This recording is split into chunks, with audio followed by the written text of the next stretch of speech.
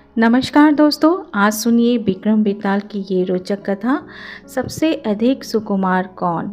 ये कहानी जितनी ही रोचक है उतनी ही मज़ेदार भी। तो चलिए सुनिए ये कहानी।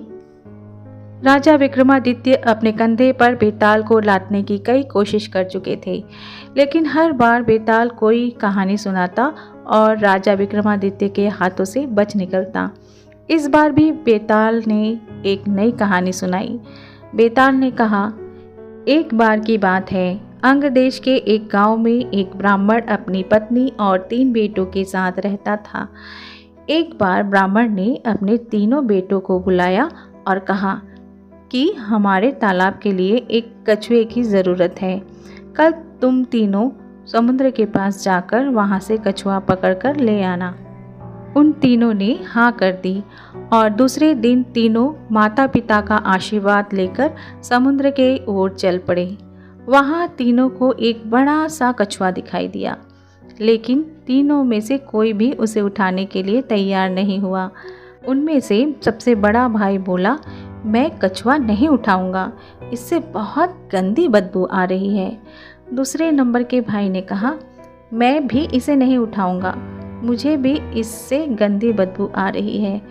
तीसरे नंबर के भाई की बारी आई तो उसने कहा, मैं भी इसे नहीं उठा सकता, मैं बहुत कोमल हूँ। तीनों में झगड़ा शुरू हो गया और यह मामला राज दरबार तक पहुँच गया। राजा ने कहा, इस प्रकार का मामला मेरी ज़िंदगी में पहली बार आया है, इसका न्याय मैं कल सुबह करूँगा। आज आप हमारे यहाँ मेहमान हैं, इसलिए भोजन और आराम यहाँ पर ही कीजिए। यह बोलकर राजा ने तीनों को भोजन के लिए निमंत्रण दिया।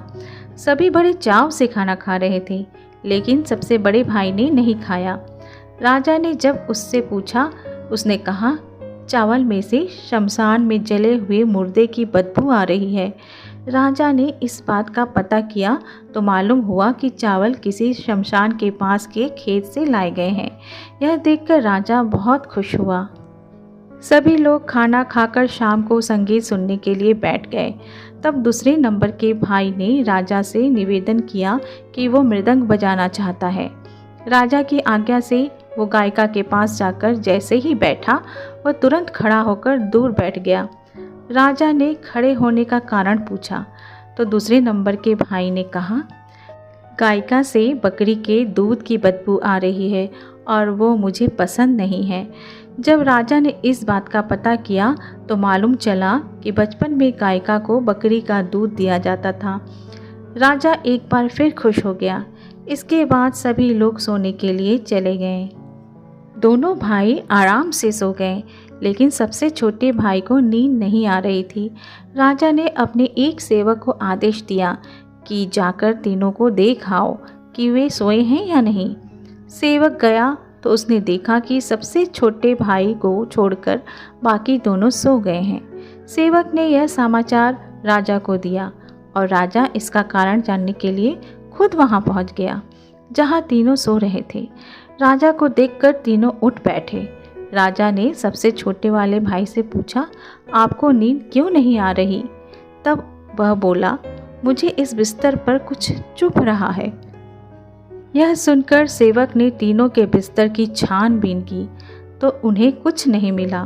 तब सबसे छोटे भाई ने सभी बिस्तर को अलग किया और वहाँ पर एक बाल था। उसने अपना कुर्ता उतारा। सबने देखा कि उस बाल का निशान उसके पीठ पर बना हुआ था। राजा यह देखकर हैरान हुआ और खुश भी। दूसरे दिन राजा ने न्याय के लिए तीनों को बुलाया। उसने सबसे छोटे वाले को इनाम दिया और बाकी 2 को कुछ सोने के सिक्के दिए। राजा ने कहा, आप तीनों में अलग अलग खूबी है और मैं आप तीनों से बहुत खुश हूँ। मैं अपने सैनिकों को भेजकर कछुआ आपके घर भिजवा दूंगा। इतना कहकर बेताल ने विक्रम से पूछा, बताओ इन तीनों भाइयों में से सबसे अधिक सुकुमार कौन था? अगर तुमने मेरे प्रश्न का उत्तर नहीं दिया तो मैं तुम्हारे सिर के टुकड़े टुकड़े कर दूंगा।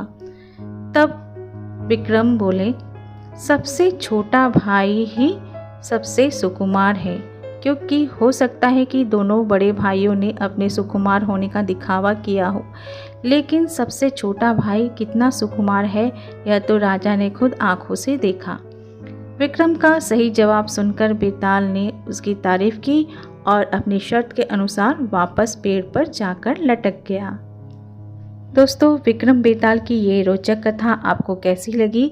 अच्छी लगी हो तो इसे लाइक शेयर करें और चैनल को सब्सक्राइब करें। नमस्कार।